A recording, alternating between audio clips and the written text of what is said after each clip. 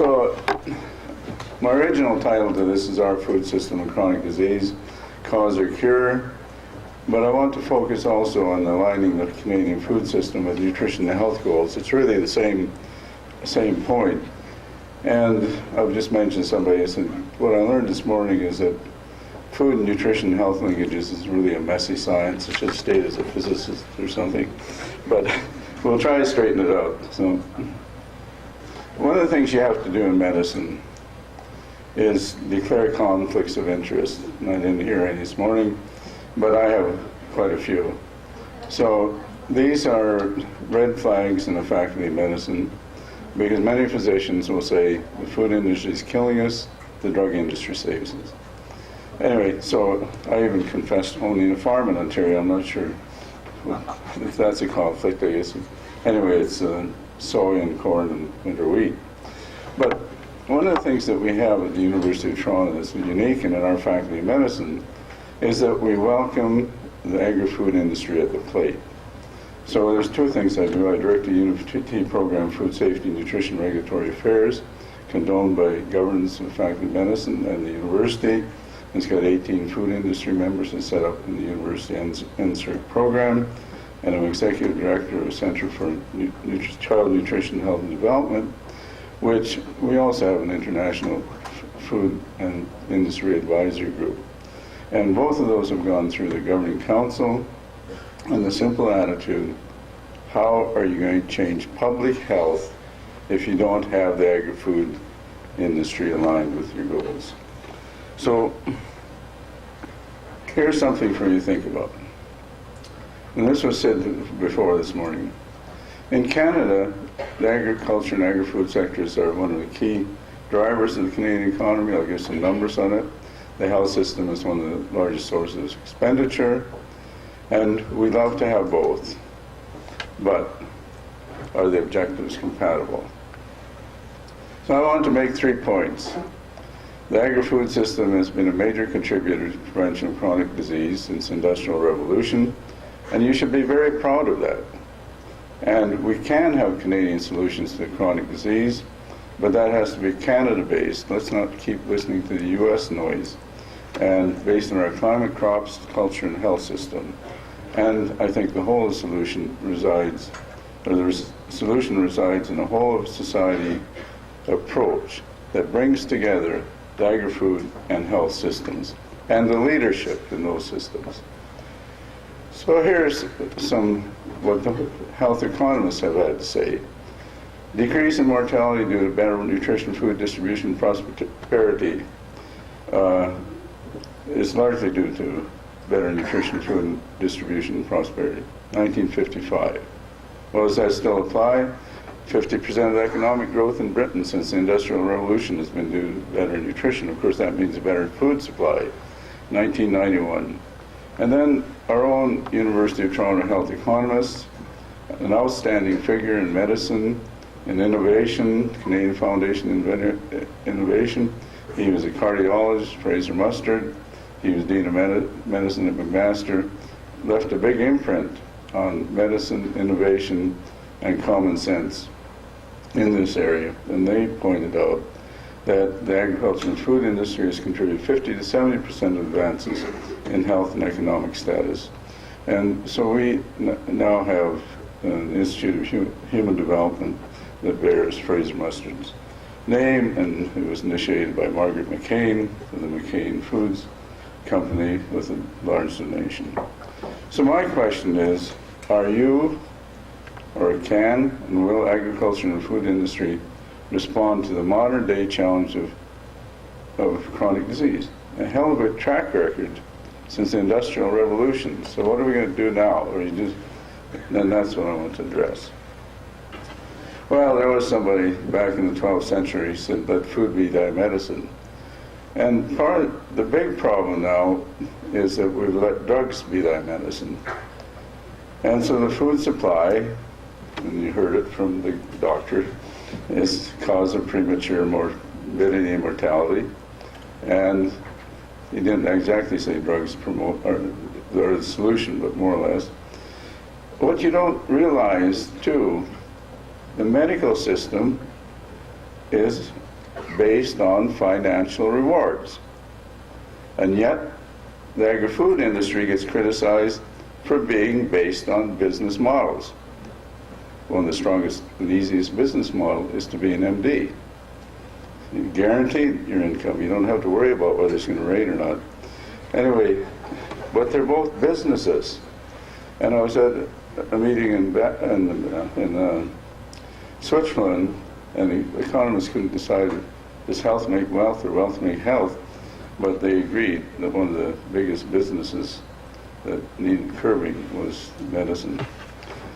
Anyway, we've done well, since the turn of the century when my father homesteaded near Czar, Alberta. I was getting enough food, safe, nutrient complete, affordable, convenient, and we're in that stage about 1970. Then all of a sudden we can afford enough, indulgent, chronic disease cropped up, and we've got increased healthcare costs. So what really threw criticism back at the agri-food industry is simply the obesity issue that's already been discussed. And it's slipped up on us over about 30 years, and yes, it's not due to gene changes, and I agree there's some epigenetic change effects. But what's the sad part is our children now are much more overweight and obese, and of course they're programmed for life. So it's not the genes, it is the environment. And that's what we've got to do something about. Our Canadian children, 31.5% of youth at 5 to 17 are overweight or obese, with 19.8% being overweight and 11.7% being obese. And we're not doing much about it. We're treating old guys like me, wasting our money. We should be looking after the young kids. Tongue in cheek. Anyway, between 200 and 208, the annual economic cost of obesity alone went up almost $1 billion just in that short time. 10% of the GDP in Canada, 10%, and it's going to continue to rise, is for health care. 40% of the Ontario budget, right now it's about $47 billion. And that's a big chunk of money. So yes, as was pointed out, chronic disease is costing us a lot of money. These are 2005 dollars. We're just going to find a pretty diagram for it's up to date, but the cost is probably around $90 billion.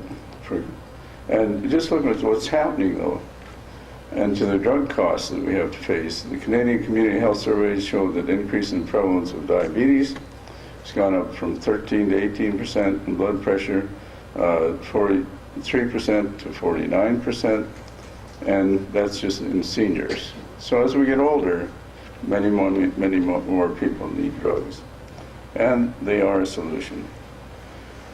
Where do you fit in comparison? So you produce 8% of the GDP, probably closer to 10 now too.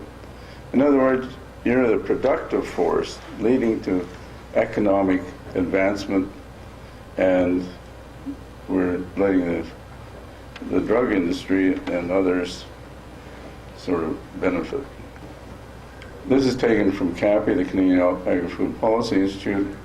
I just wanted to point out that we have a very strong food manufacturing sector, that it's the #1 manufacturing employer, more than the auto sector. It's the largest manufacturing sector by GDP, over 6,000 processing companies, and over 40% of farm production is processed in Canada and 65% in Ontario.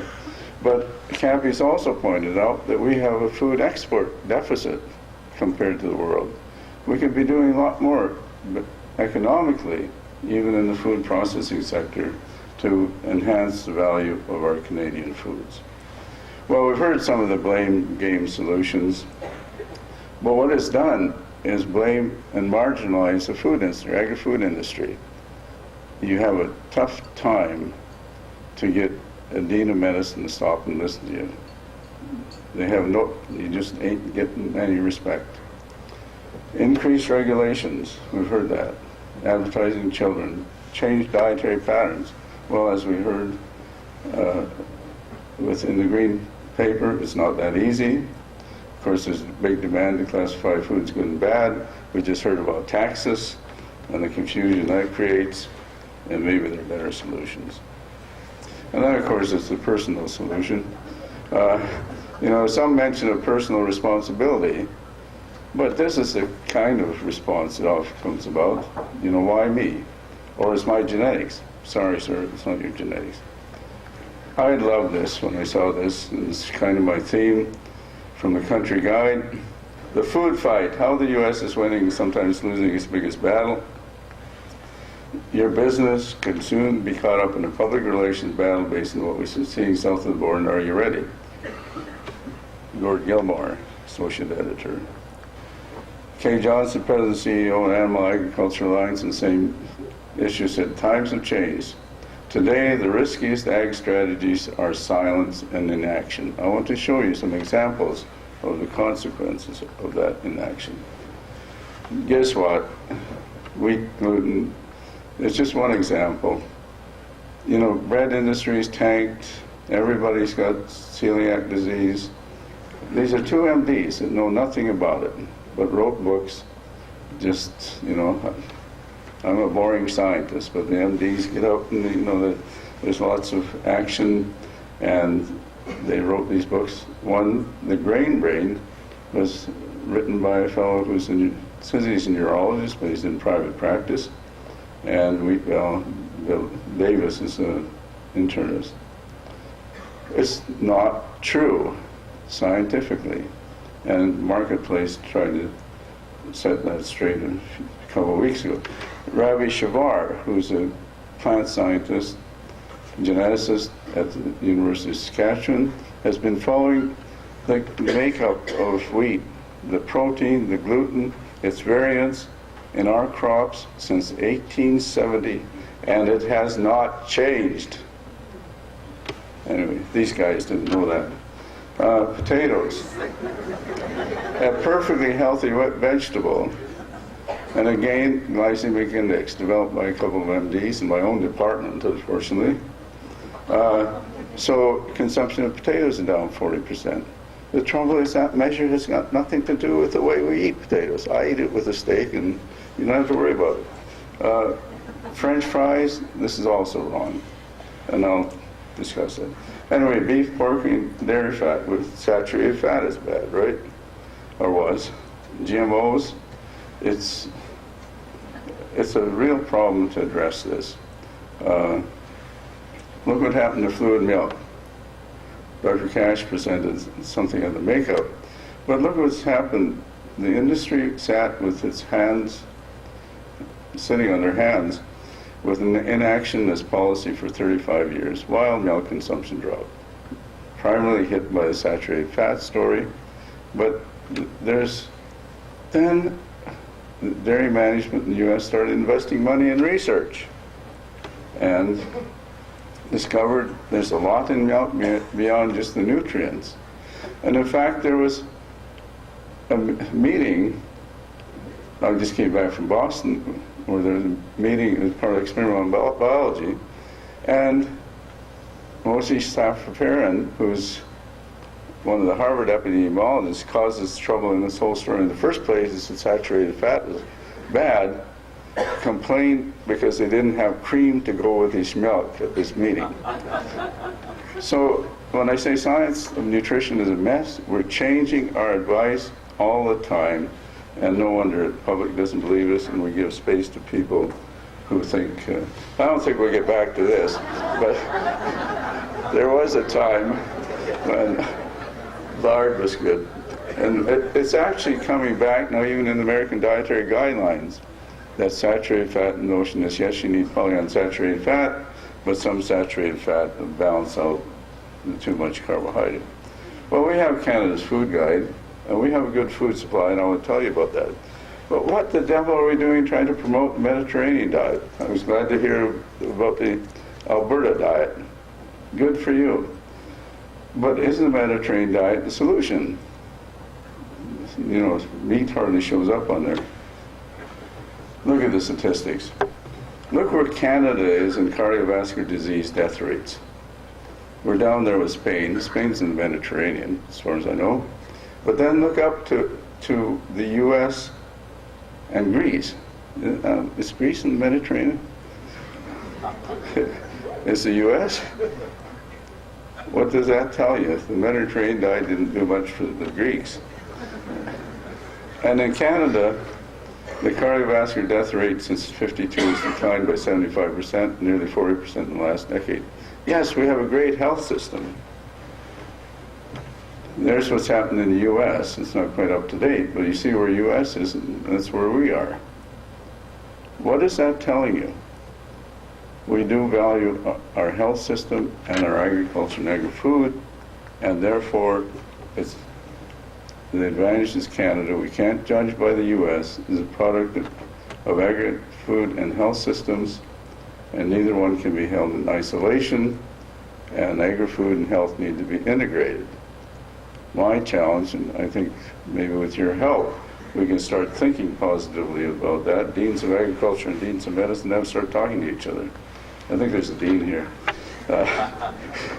So can solutions to chronic disease be developed by Canadians based on their climate, crops, culture, and health system?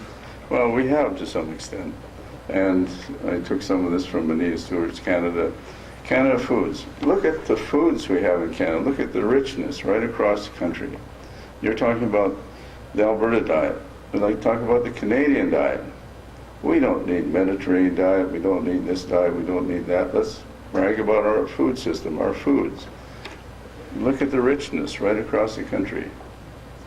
We know our developments, whereas the golden oil, canola oil, and we know this history. I go back far enough when we were trying to get glucosinolates out of rapeseed. Anyway, it's a long way forward. But now I'm scared because you guys in the agricultural sector, because the food industry wants stable vegetable oils that don't go polyunsaturated in the food supply. Big push to have high oleic acid oils, corn, soy, whatever. Do you know what the consequences that can be? Creating another health problem, just like trans fatty acids. And that's kind of where you get approval through one arm of regulatory without thinking of the other side. And I know that Dr. Yan has had some experience with this. But I'm just taking one slide here from a colleague in the department, Dr. Richard Basnet. The fatty acids you see in that bottom sector are from chickens that are housed and fed the usual diets that are prepared for them, the feed mixes. And the ones above were kind of free-range chickens, such as the Mennonites use in Ontario. And just look at the difference in the bars, different fatty acids. Dr. Genios mentioned the significance of omega-3 fatty acids. Well, they're very low in chicken fat from the way we're feeding them, but if they're grass-fed or getting out ranging, they're quite high. I won't point out those bars, but what happens with the high oleic acid varieties of oils, we're not going to have any omega-3. They suppress the synthesis. Then we had flax, wonderful crop. Then we shot ourselves in the foot there. Not necessarily that the GMO notion is wrong at all, but from the public believes it's wrong, and MDs and so on. So it was damaged by co-contamination, or contamination with GMO flax. I'm a little bit biased towards the pulse industry. They just gave me $750,000. So anyway, they have really led linking agriculture, food, and health to disease reduction, and for health claims and for communication, and providing value-added components to put into the food supply. And I think that's great the way it's expanded out here, dealing with Alliance Grain Traders and Ingredient on this project. So the Canadian food supply combined with our healthcare system has served us well. We are taking advantage of Canadian climate and developing crops for health and unique health benefits. Someone has said, well, it's easy for you to say because Canada freezes over half the year and you get rid of all your pests. But, you know, but I think we are and we're putting more resources into understanding health benefits of Canadian foods. And I don't understand why the agri-food system is seen to be the cause of chronic disease. So let's take a look at this. I think we need a broader approach, and this is put out by Dr. Laurette Dubé and the folks in management school at McGill, and they started pushing forward on the integrated health and agri-food strategy. Unfortunately, I don't think it's gone very far. And they point out that the food industry is not necessarily evil to avoid, but rather can be a powerful ally in achieving the changes needed to combat obesity, chronic disease, and other challenges related to food and diet. I don't think deficiencies are a fundamental problem. The industry can be a particularly strong ally if the power of innovation, technology, and logistics that it has is harnessed, and that's where you folks are. I think the elements that we have to work towards to have an integrated health and agri-food strategy for Canada are here. We need integrated food and health policy, or, you know, we won't have schools or roads or anything else. It's just going to be hospitals and doctors and whatever. And integrated research investment. Federal and provincial Ministry of Agriculture and Health. Health research agencies need to be much more involved with interest in this area, and the foundations, Heart and Stroke, etc., and we need industry with us. So, as shown by the Pulse people, integration across the value-added chain is important, right across. We need respect and partnerships across sectors. There's a place for all of us, and we have to respect each other. And we need regulatory reform to encourage innovation and effective health communication. And thankfully, we have that with Health Canada. And this is it's something leadership in university, medicine, and agriculture has to get together. I should have mentioned, I think I lost the slide, but thank goodness for agriculture, and Kennedy, I know, is going to be speaking later. But in 2006, she managed to convince Agri-Food Canada that the food health linkage was important and Agri-Food Canada should invest. And so now we have the Agri-Innovation program. Maybe I'm biased because I've benefited from the Pulse work and from the dairy, but I think that's really changed involvement and linkages with the health system that has been valuable. And I hope the farm community and agriculture continues to support that. So the other point that I want to make just simply on this slide is the poisoned environment that we have in the U.S. is not here.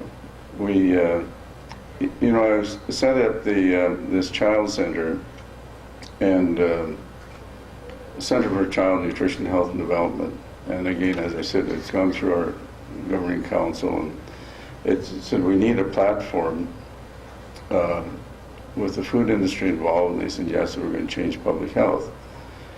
And I'll confess, I've been a consultant at McDonald's. I guess I'm still on it for this year, but I invited VP for global policy and sustainability with McDonald's to join with us. And he said, oh, that's interesting. He said, are you sure? I said, yes, you know, governing councils approve this. And he said, you know, you people in Canada, it's amazing. You can do that in Canada, we could not touch it in the US. So it's again that pushback out of medicine, all these areas in the regulatory. So I think we do have an opportunity. So I think for the future, you know, let's get back to let food be thy medicine. And as I say, I think the agri-food system needs to be aligned with solutions to the epidemic of chronic disease and runaway healthcare costs. So it's not so much, you know, switch that around and say, aligned with health, not disease. Let's align the system for health. And of course it's going to prevent chronic disease. But medical centers need to embrace prevention of chronic disease, not just treatment, as high priority. You know, there's less than 1% of all that 10 billion that we're giving medicine that goes into prevention. No wonder people are confused. It's not right. So policies understanding goals of the agri-food and health system need to be integrated. So I think I've taken you through these 3 points.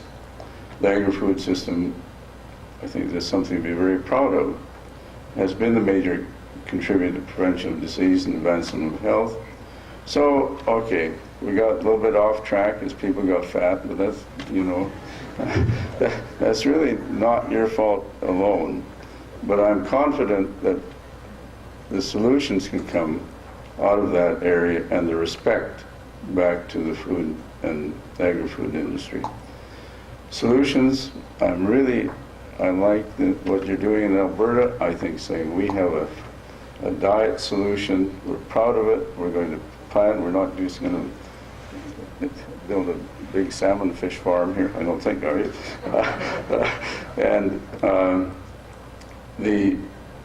Since I just got a few minutes left, you mentioned the CANOLA project, the Finnish program, where they really changed the population health from about 1980 going forward. And I've reviewed the science programs there a couple of years, as well as a couple of medical schools. And there's a lot of distress, the regulatory side, you know. What they did is create a pride in being healthy, and the pride in then having healthy products. You know, there's omega-3 fatty acids in wild animals, so they started to, you know, allow hunting, and you get a moose or a deer or something, you got omega-3 fatty acids. They started making much more advantage of, you know, polyphenols and all the antioxidants in their natural berries and so on, started producing much more. But it's not quite that simple. They changed the eating patterns, so we can never do that here, but lunch, what we used to call on the farm dinner, was a big meal. And then the evening meal is time for the family to get on the skis or on the bikes or go hiking or play ball, and it's a sandwich, and, you know, let's move. So that's been a big factor, I think, in that change in the health statistics that you referred to in that paper. So anyway, the solution resides in the whole society approach, and I think we can create partnerships in this country. We have the opportunity, so let's not lose it, and let's not, don't want to bash the U.S., but let's not use them as our example of how to make progress in this area. And so what you've done with Alberta, trying to integrate, I think is wonderful. Thank you.